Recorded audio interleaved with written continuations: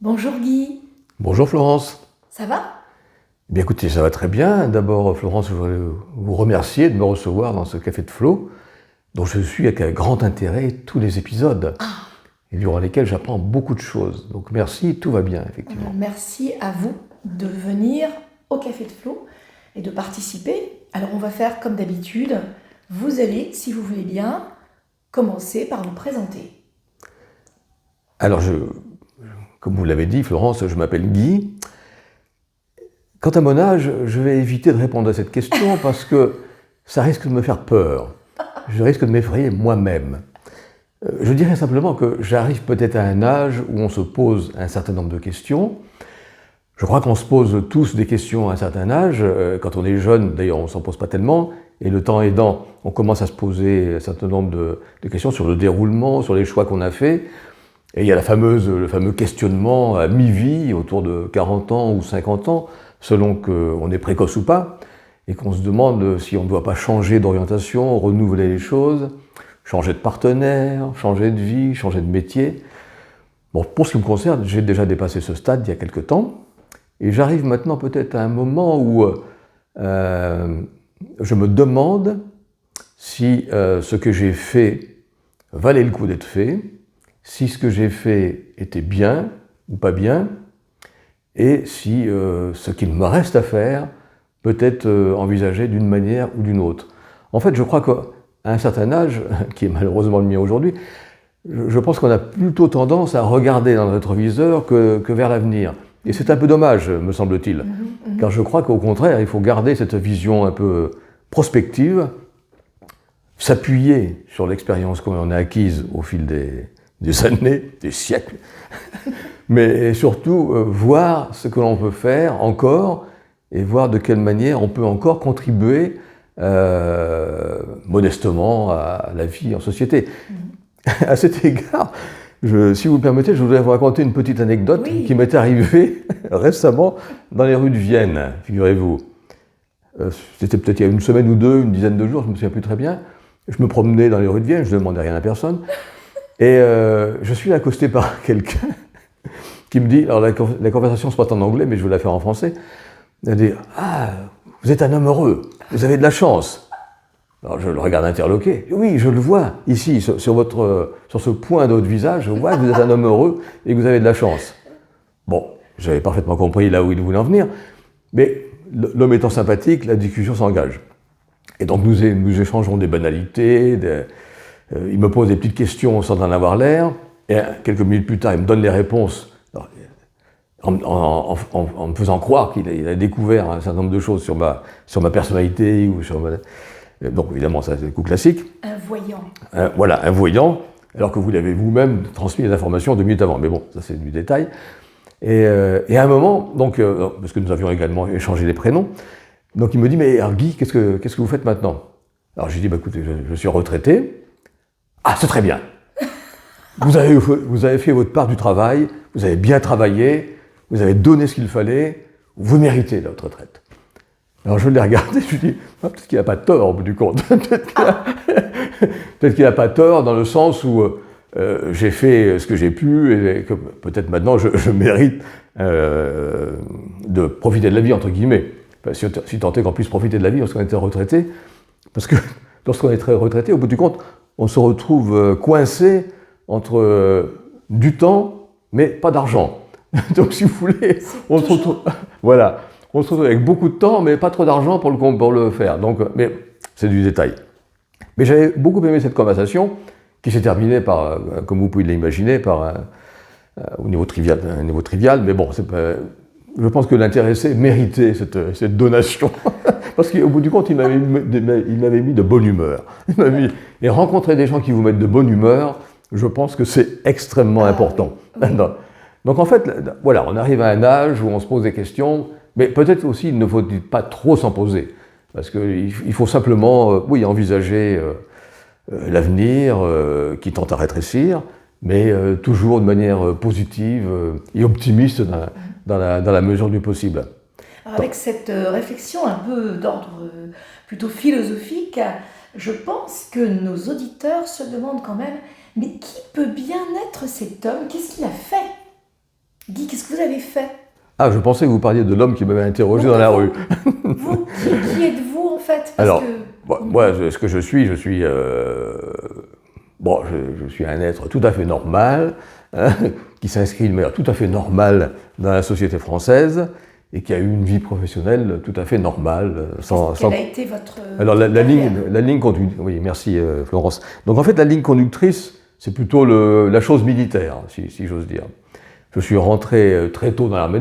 Je vais vous dispenser de vous étaler mon CV, car comme me disait aussi, comme je le faisais remarquer un camarade, la longueur du CV, malheureusement, c'est le privilège de l'âge.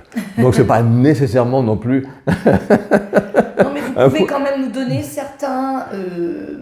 certains éléments de votre CV, oui, bien sûr, votre carrière. Donc en fait, comme je le disais à l'instant, j'ai rejoint le monde militaire assez tôt, à 18 ans.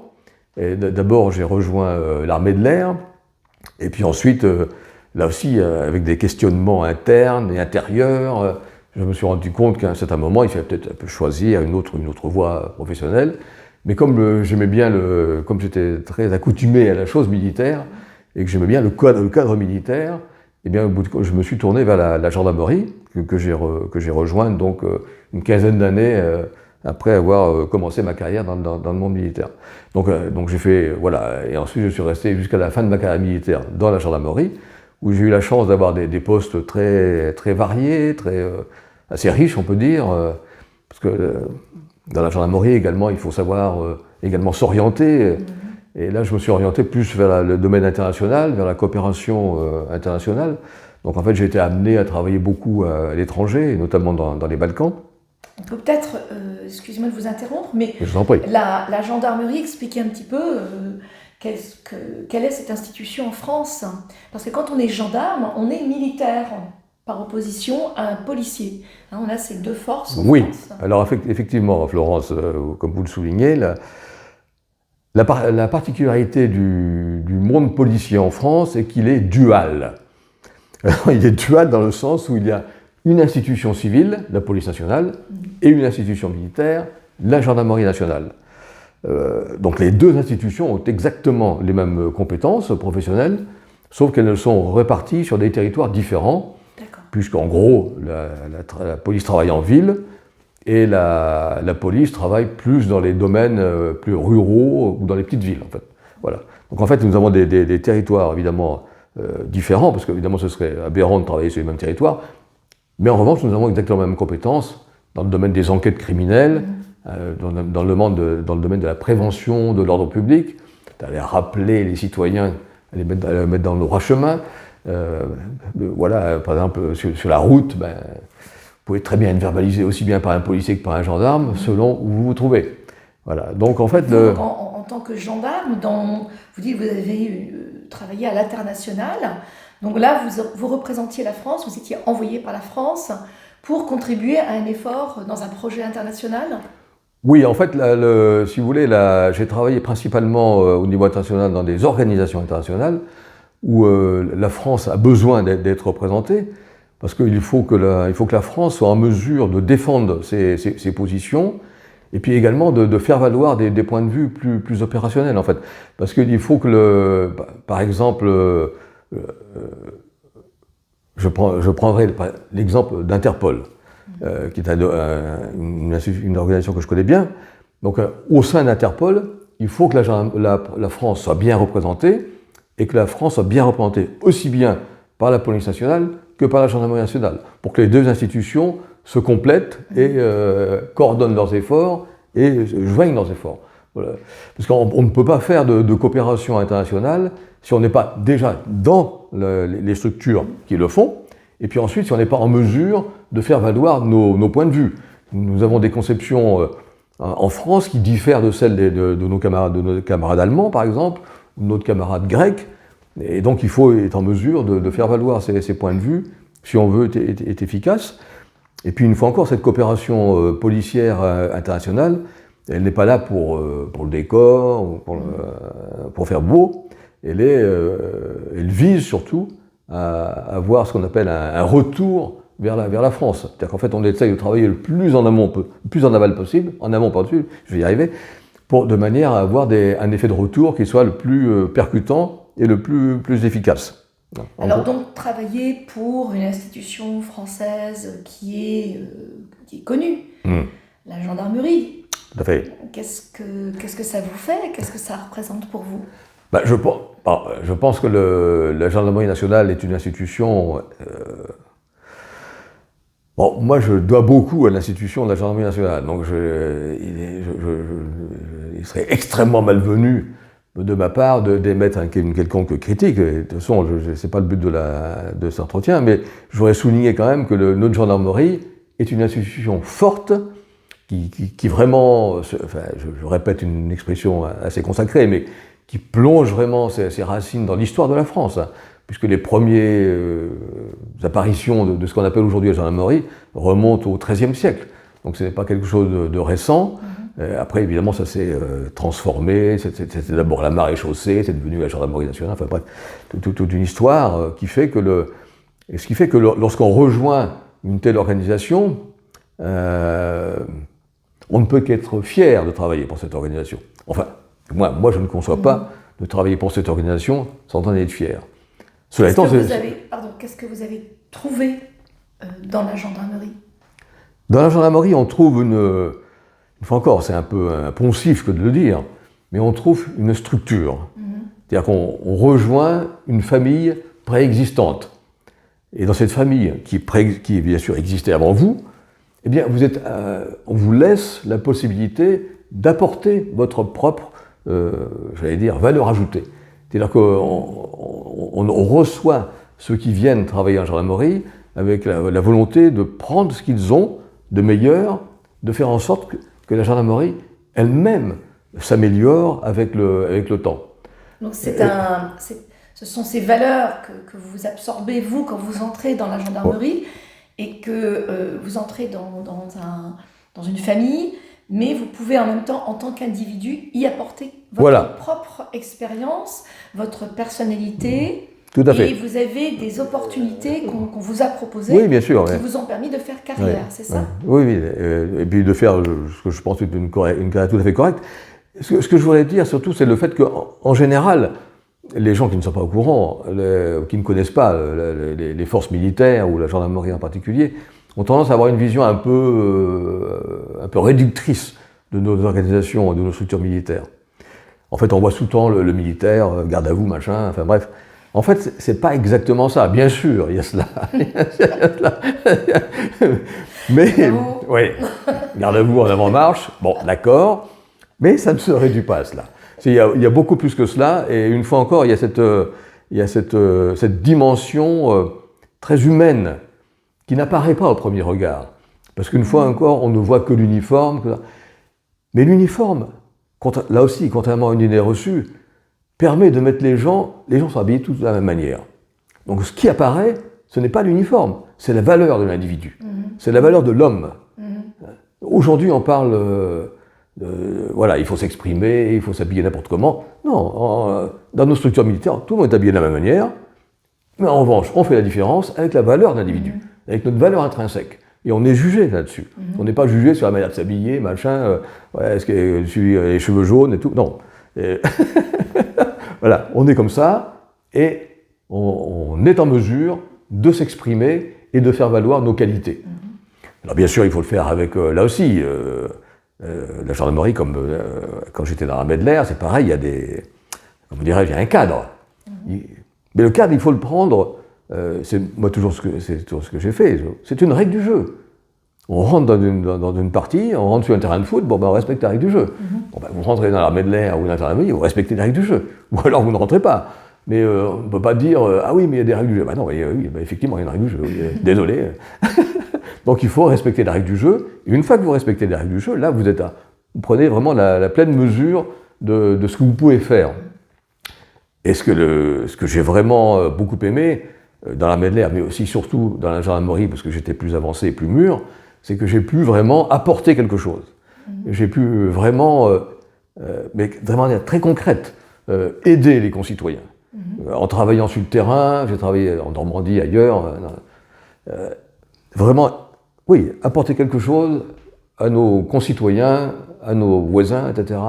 Leur apporter dans leur la vie. Sécurité, Oui, mais même au niveau plus pratique, dans leur vie de tous les jours, souvent j'ai eu affaire, souvent mes collaborateurs avaient affaire à des gens, mais après je les conseillais, voilà, qui avaient des problèmes vraiment très domestiques.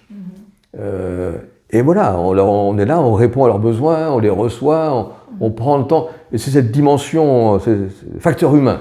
Le facteur humain est extrêmement important aussi dans le travail de la gendarmerie. C'est à mon sens primordial, et je pense que c'est ce qui est vraiment ce qui fait la différence, sans vouloir attaquer d'autres organisations, de la gendarmerie nationale. Nous sommes vraiment au cœur de la dimension humaine de notre société.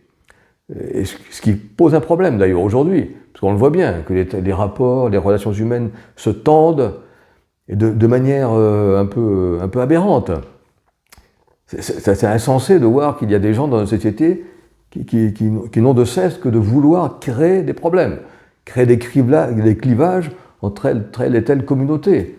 De dire, voilà, ceux-ci sont noirs, ceux-ci sont blancs, ceux-ci sont jaunes. Non, on est tous des êtres humains, on appartient tous, nous appartenons tous à la même communauté, quelles que soient nos réflexions, nos idées, Et c'est vraiment cela qui fait la valeur, me semble-t-il, du travail de la gendarmerie au quotidien. Et c'est également la raison pour laquelle, étant maintenant à la retraite, j'ai pris cette fonction de conciliateur de justice. Maintenant, qui consiste à la fonction de conciliateur de justice, ça consiste à recevoir des gens qui ont des problèmes, justement, qui rencontrent des problèmes, là aussi au niveau très quotidien. Donc des problèmes de voisinage, oui, c'est ça. Des problèmes d'entente entre locataires et propriétaires, des choses comme ça. Oui, c'est ça. C'est surtout des problèmes très pratiques, très domestiques, qui vont, comme vous le disiez à l'instant, des problèmes des relations de bon voisinage. Par exemple, le voisin qui veut faire agrandir sa maison, mais qui n'avertit pas son voisin. Le voisin qui fait dans l'appartement qui fait du bruit, etc., qui gêne, des nuisances sonores, etc. Donc vous interpellez. Problèmes de bornage entre les propriétés, le citoyen qui a un problème avec une compagnie d'assurance qui ne veut pas être remboursé, enfin, des tas de problèmes. Et donc le conciliateur, il reçoit la partie qui rencontre ce problème, comme on dit en termes juridiques, la partie demanderesse, et donc la partie demanderesse vient voir le conciliateur, soumet le problème, et le conciliateur essaye ensuite de contacter la partie opposée, voir où vit le problème, de quelle manière on peut résoudre la question, sachant que de toute façon, il n'y aura pas un gagnant et un perdant. Il faut également s'abstraire de ce type de conception selon laquelle, un peu binaire, selon laquelle quelqu'un va gagner et quelqu'un va perdre. Non. Le conciliateur, il n'est pas au tribunal. Au tribunal, c'est souvent un peu comme cela. Au tribunal, c'est avant de porter l'affaire devant les tribunaux, on peut donc faire appel à un conciliateur pour arriver à un accord à l'amiable. Voilà, exactement, Florence, c'est ça. Le conciliateur agit en amont de la phase purement judiciaire, qu'elle soit pénale d'ailleurs, du droit de commerce, du droit du travail. J'ai eu affaire par exemple à des gens qui étaient employés mais qui n'étaient pas payés, par exemple. Donc là, ça relevait du droit du travail. Donc là, on essaye de concilier, mais en se mettant également en relation avec le tribunal des prud'hommes, etc., ou même dans d'autres cas avec le tribunal du commerce. En fait, là aussi, c'est un travail très humain aussi. Oui, très très humain, mais avec lequel on touche également du doigt la réalité. La réalité sociale profonde, qui n'est pas non plus très, très amusante toujours. Et on tombe sur des cas qui sont très difficiles. D'autant que souvent les demandeurs hésitent à venir voir le conciliateur. Tout simplement parce qu'ils ne savent pas. Pas parce qu'ils ne veulent pas, tout simplement parce qu'ils ne savent pas. D'abord, il y a des gens qui ne savent pas que cette démarche de conciliation, de justice existe. Parce que c'est une démarche très officielle. Moi, je suis rattaché à la Cour d'appel de Versailles, donc c'est des... Voilà. Donc, vous êtes nommé par le juge ? Non, moi je suis nommé par le vice-président de la Cour d'appel de Versailles, et ensuite je suis mis en place, si j'ose dire, dans tel ou tel tribunal, etc. Mais là, il y a des possibilités de mouvement. Voilà. Mais effectivement, c'est une procédure qui n'est pas toujours facilement connue du citoyen lambda. Et puis il faut bien reconnaître que très souvent, les gens que j'ai reçus, ce sont des gens qui sont quand même dans des situations assez difficiles, souvent, oui, très précaires même, et qui, quelque part, ont un peu honte aussi d'aller voir le conciliateur, d'exposer le problème. Parce que souvent, souvent je me marre, mais c'est pas marrant du tout, souvent ce sont des problèmes très lourds. C'est à vous de les aider à exprimer en fait, et à exposer le problème clairement, enfin, aussi clairement que possible. Et ensuite, à vous d'essayer de tempérer un peu les humeurs des uns et des autres, non? Oui, je pense que c'est cela. Puis une fois encore, comme vous l'avez dit, Florence, je crois que souvent au départ, le plus important, c'est de faire en sorte que le demandeur formule exactement ce qu'il veut. Et que le demandeur également soit en mesure de véritablement isoler ou identifier le problème qu'il rencontre. Parce que souvent, c'est un peu une réaction aussi épidermique. Le demandeur rencontre un problème, pouf, ça y est, il y a un problème. Mais lui-même, par méconnaissance souvent, juste par méconnaissance, ou par incompréhension des subtilités juridiques. Je lisais l'autre jour un ouvrage qu'une amie m'a prêté, sur lequel il y aurait 23 000 lois en France, et ça me rappelait une citation de Balzac que j'avais lue dans l'histoire de médecin de campagne, Balzac qui disait qu'un pays qui a trop de lois n'a pas de loi. Et je crois qu'on est un peu en France également dans cette problématique. Il y a tellement de lois, mais comme en même temps, nul n'est censé ignorer la loi, bon là, il y a un léger paradoxe quand même. Il y a un petit paradoxe que dont, la France est un pays plein de contradictions, oui, plein de contradictions. Oui. Mais je crois que le législateur ne se rend pas toujours compte de cela. Et souvent, là, on le sait malheureusement trop bien, beaucoup de lois ne sont pas rédigées sous le sceau de la raison, mais sous le sceau de l'émotion.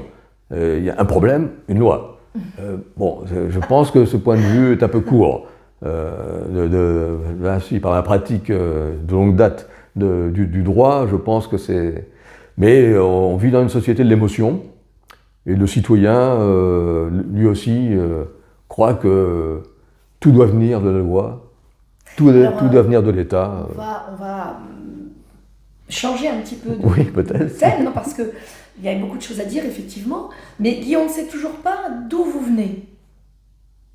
De quelle région de France? D'où vous venez, géographiquement? Oui. Alors, je viens de nulle part. Non, en fait, je viens de Charente-Maritime. Je suis originaire de Charente-Maritime, de Saintes, je suis né à Saintes. Qu'est-ce qu'il y a, peut-être pour nos auditeurs, qu'est-ce qui caractérise la Charente? Rien. Il a quand même des petits produits particuliers. Oui, bien sûr, je plaisante. Donc en fait, oui, je suis originaire de Saintes, et mes parents tenaient une petite ferme à côté de Saintes, et donc mes parents, notamment, produisaient du cognac. Donc en fait, parce que la région de Saintes, la zone de Cognac, on n'est pas loin de Cognac, et tout ça, c'est une région où, effectivement, comme son nom l'indique, on a produit ces alcools depuis plusieurs siècles. Dans la famille, c'est vraiment une tradition dans votre famille. Il y a beaucoup de... Oui, un de mes frères a pris la succession, et un autre de mes frères produit du cognac ailleurs. Donc en fait, c'est une tradition. Bon, on n'allait pas en tirer des conclusions hâtives sur notre consommation personnelle. Nous buvons, mais pas plus que de raison. Mais vous, alors, vous êtes donc né en Charente-Maritime, vous avez grandi là-bas, et ensuite vous avez pas mal bougé, comme on dit en français. Qu'est-ce que vous avez vu comme pays, comme contrée dans votre travail? Vous avez été appelé à vous déplacer assez souvent. Oui, effectivement, dans une carrière militaire, le principe, c'est qu'en général, on bouge tous les 3 ans à peu près, 3-4 ans. Alors qu'est-ce que vous Donc avez en fait, si vous comptez que je suis resté à peu près 40 ans dans le monde militaire, vous pouvez en tirer assez facilement le nombre de fois où j'ai bougé, même peut-être un peu plus, parce qu'à un certain moment de la carrière, parfois les choses se précipitent un peu. On vous en voit plus ici. Et puis surtout qu'à un moment donné de ma carrière aussi, ayant été une première fois appelé à travailler dans les Balkans, au moment de la guerre en Bosnie-Herzégovine, bon, au sein de la direction générale de la gendarmerie, on m'a un peu catalogué, si j'ose dire, Balkans. Donc les fois où ultérieurement la gendarmerie avait besoin d'envoyer quelqu'un un peu au pied levé dans les Balkans, c'était vous? C'était plutôt moi. Mais enfin, j'étais pas le seul, bien sûr, hein, mais voilà. Mais à part les Balkans, parce que les Balkans, ça c'était les années 90, mais vous avez vu du pays quand même. Vous êtes allé dans d'autres contrées. Oui, quand lorsque j'étais dans l'armée de l'air, j'ai commencé à travailler en Afrique. Hein, j'ai été déployé, comme on dit, en Afrique, sur en République de Djibouti. Enfin, quand je suis arrivé, d'ailleurs, c'était pas encore la République de Djibouti, c'était encore un territoire français, le territoire français des Afar et des Issa, c'était FAI, et qui est devenu donc la République de Djibouti en ma présence, mais je n'y suis pour rien. Les décisions avaient été prises avant que j'arrive. Et ensuite ensuite, par le fait aussi de mes différentes positions, j'ai été amené également à partir également en Afrique sur des temps un peu plus courts, mais j'ai surtout travaillé un peu au Cameroun, par exemple, en République centrafricaine, à Madagascar, aux Comores, bon, j'en oublie sans doute aussi. Puis vous êtes allé bien loin aussi. Oui, j'ai également, là aussi, étant en gendarmerie, j'ai travaillé plusieurs fois en Nouvelle-Calédonie. Nous avons, à l'époque, j'étais commandant d'escadron, et mon escadron a été déployé à plusieurs reprises en Nouvelle-Calédonie. Et c'était la période un peu difficile de la deuxième partie des années 80, où on a vu pas mal de problèmes. Il y avait une crise assez importante. Il y avait une crise assez importante. Et puis j'ai également été déployé aussi là aussi lorsque j'étais commandant d'escadron dans les Caraïbes, dans les Caraïbes françaises bien sûr. Voilà.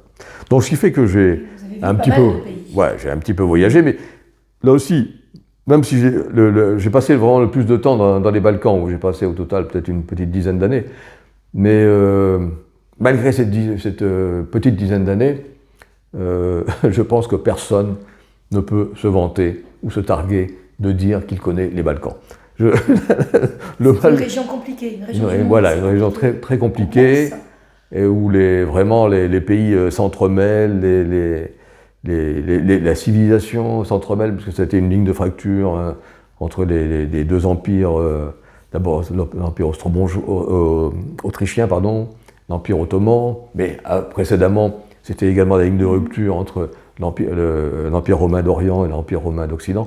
Donc c'est vraiment une région marquée par les lignes de fracture, et on retrouve encore aujourd'hui ces lignes de fracture sur le terrain.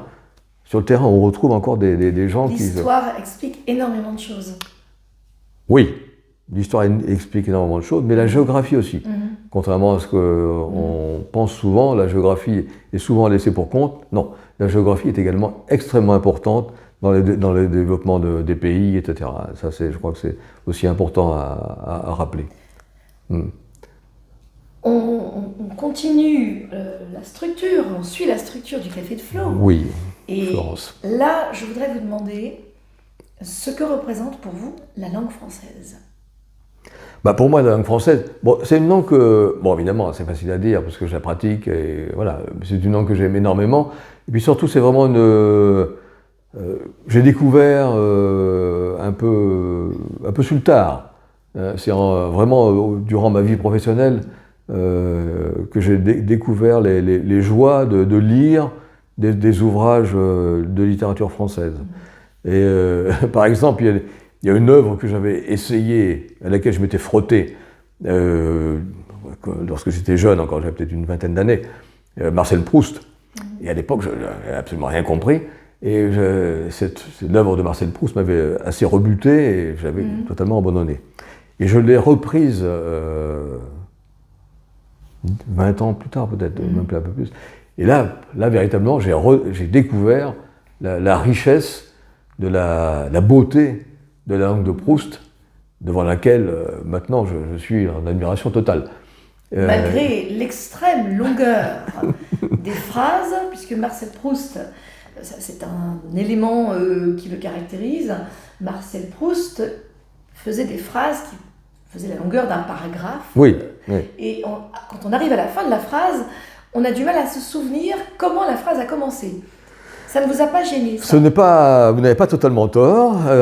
C'est vrai que Marcel Proust est très, très célèbre pour ça, pour la longueur de ses phrases. Mais je pense que ce qui fait enfin,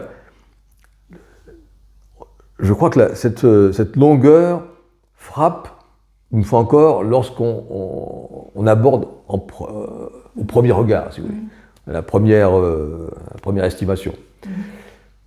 Mais après, si vous voulez, vous découvrez que ces phrases, malgré leur longueur, sont comme une suite de vagues, en fait. C'est-à-dire que les prépositions s'enchaînent et donc, en fait, vous surfez sur la phrase. Vous n'êtes pas en train de lire la phrase. Non, on ne lit pas une phrase, on surfe. Sur une phrase. Voilà. Et on prend le rythme de la phrase. Alors c'est un rythme, et le rythme n'est pas long là. Le rythme est au contraire accentué justement par comment se déroule la phrase, comment on est la phrase. Par cette phrase. Voilà exactement, la phrase rebondit. Là. Et puis là, non, on ne trouve plus que la phrase est longue au bout du compte. Alors la langue française, pardonnez-moi de vous interrompre, mais la langue française ne se limite pas à l'écriture de Marcel Proust. Non, il y a autre chose que vous souhaitez dire sur cette langue qui est la vôtre? Ben, je souhaite dire que c'est... Bon, évidemment, pour moi c'est la plus belle langue, mais... même si j'ai travaillé pendant plus de 10 ans en anglais. Donc en fait, j'ai pu mesurer aussi, en ayant pratiqué très longuement la langue anglaise, les différences entre les deux, en fait. Donc, et c'est vrai qu'il y a des choses qu'on peut dire, même en tant que français, il y a des choses qu'on peut dire plus facilement en anglais. C'est assez curieux. C'est une langue très concise, l'anglais. Voilà, c'est une langue très pratique, etc., sur laquelle, par exemple, faire ce qu'on appelle, excusez-moi en anglais, concept note, une note de concept, en français, eh bien c'est plus facile à rédiger, même pour moi, qui suis français, c'est plus facile à rédiger en anglais qu'en français. Mais cela étant, après, bon, le français, non, c'est le français, c'est le... Et puis la littérature française, une fois encore, ce n'est pas que la littérature, c'est la visite de toute une civilisation. C'est la visite du pays, de la France, bien sûr, mais également des pays qui ont longtemps parlé français. Il y a beaucoup de pays en Europe qui ont longtemps parlé français. Ça a été, comme vous le savez bien sûr, la langue diplomatique, mais pas que. Voilà, ça a été Madame de Staël qui a vécu ici ou là, s'exprimait toujours en anglais, par exemple. En français, excusez-moi. Par exemple, donc on ne peut pas... la langue française, ce n'est pas que la France. Vraiment, ça dépasse... et c'est pour ça que... Là, on parle de la francophonie. Oui, et c'est pour ça qu'à mon avis, quand je vois comment, malheureusement, notre langue française est contrebattue dans certaines enceintes, j'en suis assez attristé. Ou comment, parfois, même des Français dénigrent notre langue française. Ou comment même des Français, aujourd'hui, trouvent que c'est difficile de parler français. Mais c'est pas difficile. Si vous aimez votre langue, c'est facile. L'importance de la lecture, peut-être, Mais il faut juste joue aimer. un rôle important quand même dans la maîtrise de la langue et dans la maîtrise de l'écriture aussi. Oui, si on mais... ne lit pas, c'est difficile de bien écrire et de bien parler. Non, bien sûr, la lecture conditionne tellement de choses. Mais je pense que c'est surtout... mais cette lecture n'est pas un état de fait. Cette lecture vient, me semble-t-il, d'un certain amour qu'on porte à la langue française et qui vous prête, qui vous amène justement à lire, à découvrir Proust. Mais il y a tellement d'autres auteurs. Le théâtre aussi. Le théâtre aussi, oui, bien sûr. Mais bien sûr, le théâtre classique surtout, bien sûr, du XVIIe et XVIIIe siècle. Mais la littérature du XIXe siècle, bon, évidemment, moi, personnellement, j'ai tendance à penser, mais c'est une plaisanterie, ne me prenez pas en mauvaise part. Attention. Que la littérature française s'arrête au début du XXe siècle. Justement, avec Proust, avec Anatole France, avec Paul Valéry, etc. Mais bon, bien sûr, je n'ignore pas qu'elle s'est qu'elle existe toujours. La culture française, pour vous, Guy, est-ce qu'elle a un sens particulier? La culture, c'est ce qui fait ce que nous sommes. Donc, à partir de ce point de vue assez basique, si j'ose dire, là aussi, ne pas aimer notre culture, ce n'est pas nous aimer nous-mêmes. Là, ça deviendrait assez problématique. Donc, je pense qu'on est, si on a un minimum d'amour-propre, on est condamné, si j'ose dire, à aimer la culture française, d'abord. Qu'est-ce qui vous plaît dans la culture française? Alors, ce qui me plaît dans la culture française, c'est d'abord l'expression artistique de cette culture française. Quand je parle d'expression artistique, là aussi, j'ai tendance, ne le prenez pas en mauvaise part, j'ai tendance à penser qu'elle s'arrête, elle aussi, au début du XXe siècle. Mais cela étant... même de nos jours, il y a des choses quand même que vous appréciez de la culture française. Bien sûr, je plaisantais. Mais c'est souvent une boutade que je sors pour marquer les choses. Mais effectivement, il y a bien sûr la musique, la peinture, la sculpture, tout ce qui exprime une vision artistique, parce que, en ce sens que la vision artistique nous projette ailleurs. En fait, c'est cela. La culture nous permet d'exister autrement. La culture nous permet d'élargir nos horizons, de penser plus large, de voir plus large. C'est quelque chose qui nous donne un plus. C'est une valeur ajoutée, là aussi, à notre existence. Je sais pas, c'est une existence sans culture, une existence sans culture, sans art, me semblerait une atrophie intellectuelle, une atrophie, oui, même spirituelle. Vous pouvez nous donner des exemples, il faut que je fasse redescendre un peu sur Terre, Oui. pour nous donner des exemples un petit peu concrets de choses au quotidien que vous appréciez de la culture française, des exemples très concrets pour nos auditeurs. Au quotidien, c'est d'abord évidemment la littérature déjà. Il reste quand même dans la sphère intellectuelle. Vous remarquez ? Oui, parce qu'au bout il n'y a pas que la sphère intellectuelle. Je veux dire, bien sûr, vous en avez parlé assez longtemps, mais il y a d'autres choses, à mon avis, et comme je vous connais, je sais qu'il y a d'autres choses au quotidien. Et là, on redescend vraiment sur Terre, des petites choses terrestres que vous appréciez énormément et qui font partie de la culture française. Oui, il peut y avoir la gastronomie, par exemple. Par exemple, oui. Qu'est-ce que vous appréciez dans la gastronomie française? Alors, dans la gastronomie française, j'apprécie beaucoup de choses. Non, il est un fait... j'ai une relation assez particulière avec la gastronomie, il faut vous le dire. D'abord, j'ai horreur de faire de la cuisine. Mais ça ne vous empêche pas d'apprécier non, bien sûr que non. des autres. Ah oui, au contraire. Voilà, c'est là où je veux en venir oui, aussi. Bien sûr. Qu'est-ce que vous appréciez? Oui. Mais des plats, je ne sais pas, des plats très simples. Quand je suis à Paris, j'aime me rendre dans des restaurants relativement simples. Il y a par exemple un restaurant très simple, réputé simple, dans le 6e arrondissement qui s'appelle Polydor. Mais dans ce restaurant simple, là aussi de cuisine vraiment française, on mange on se régale. On mange de très bonnes choses, c'est relativement simple, mais vraiment C'est de la cuisine de terroir un peu, hein? Oui, c'est de la cuisine de terroir, c'est du foie gras, des rillettes par exemple, un bon ragoût, un plat j'adore le boudin noir assorti de purée de pommes de... Purée de pommes de terre. Ouais, avec pommes de terre, ou même de purée de pommes, tout seul. Et là, c'est délicieux, délicieux. Après, les gâteaux, il y a beaucoup de gâteaux. Et puis, bien sûr, les fromages. Avec son fromage, avec un fromage, qu'est-ce qu'on va boire? On va boire, bien sûr, un bon vin. Il faut se méfier. Parce qu'on a tendance à rester sur des clichés. Un bon fromage va avec un vin souvent difficile à choisir. Mais c'est il y a des vins que vous appréciez en particulier en France?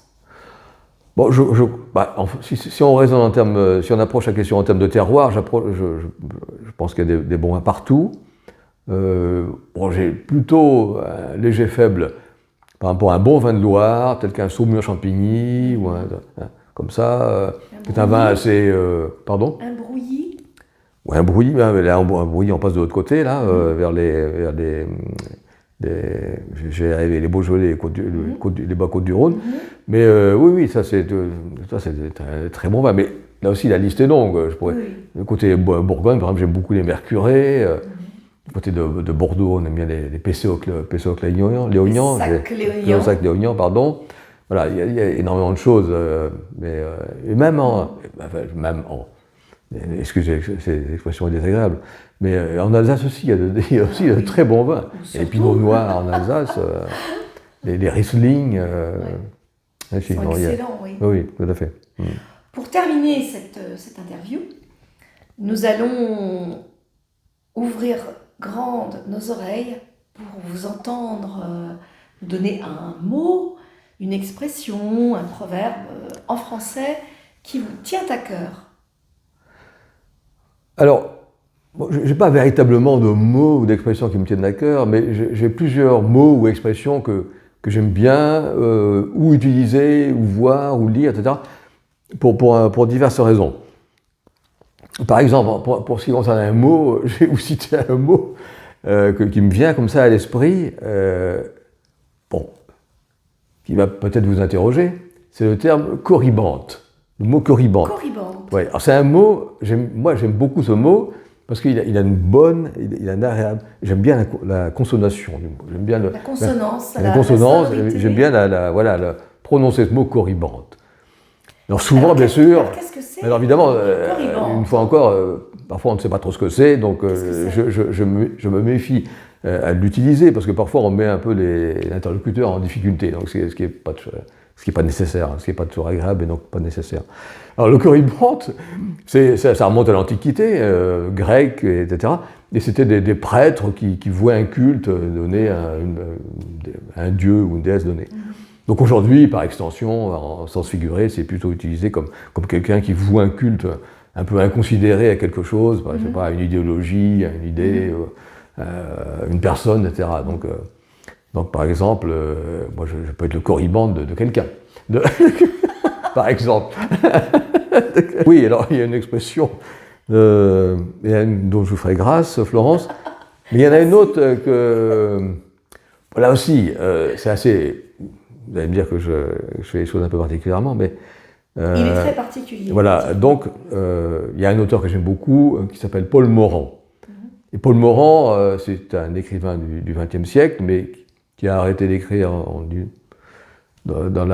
en gros, il a écrit principalement durant la première partie du XXe siècle. Donc ça correspond à peu près à ce que je vous disais tout à l'heure. En gros. Et donc il a écrit un ouvrage que je trouve absolument magnifique sur Venise. Beaucoup d'écrivains ont écrit sur Venise, mais peu ont vraiment réussi, et, à mon sens. Et je pense que Paul Morand fait partie de ceux qui ont réussi à écrire sur Venise. Et donc à un moment, dans son ouvrage, qui s'appelle tout simplement Venise, il décrit une fête qui se déroule dans un palais de Venise, donc à laquelle apparemment il participe, ou du moins le narrateur. Est-ce lui, est-ce un autre, peu importe. Et tout d'un coup, le narrateur voit arriver dans un des salons de cette fête une femme. Et là, il tombe en extase devant cette femme, et il a cette expression que je trouve absolument extraordinaire, géniale. Il dit « Elle était belle comme la femme d'un autre ». Et ça, je pense que lorsqu'on a écrit ça, on peut mourir tranquille. On peut mourir tranquille. Elle était belle comme la femme d'un autre. Ah oui, c'est absolument renversant. Voilà, c'est une citation. Voilà, c'est pas un mot ou une expression, c'est une citation d'un auteur que vous appréciez. Oui, pour la citation. Pour une citation, comment dire, oui, je ne peux pas m'empêcher de vous citer cette citation de Woody Allen. « L'éternité, c'est long, surtout vers la fin. » Je trouve ça absolument génial. Voilà, par exemple. Mais il y a une autre citation aussi que j'utilisais souvent quand je travaillais avec mes collègues. Et c'est une citation du regretté président Queuille, président du Conseil, Queuille de 4e République, qui disait « Il n'est pas de problème qu'une absence de solution ne finisse par résoudre ». Et ça, je trouve qu'en une phrase, tout a été dit là aussi. Et ça, je trouve ça aussi renversant de simplicité, de paradoxe et de... Et c'est vrai que souvent, on se heurte à des problèmes, on dit ah, comment on va résoudre ça? Mais non, tout va bien. Il n'y a pas de problème qu'une absence de solution ne finisse par résoudre. Voilà. Et donc déjà, ça remet les choses... Voilà, on remet les choses à leur place. Il faudrait se le répéter au quotidien. Oui. Bien. Oui. Surtout dans le contexte actuel. Oui. Ben, ça me fait donc résonner sur une autre citation, là aussi, à travers ce que vous venez de dire, c'est qu'au bout du compte, comme disait Montesquieu, la gravité est le privilège des sots. Voilà, pour les sots, il faut être grave. Ah oui, on ne peut pas être léger, non. Il faut être grave, il faut être sérieux. Non. Mais nous, au Café de Flo, trouvons toujours un équilibre entre cette gravité et une certaine légèreté. C'est donc avec légèreté que nous arrêtons cette interview. Chers auditeurs, n'hésitez pas à vous abonner à ma chaîne, à mettre des commentaires et puis à faire des likes sous les vidéos que vous appréciez. Merci beaucoup, à très bientôt.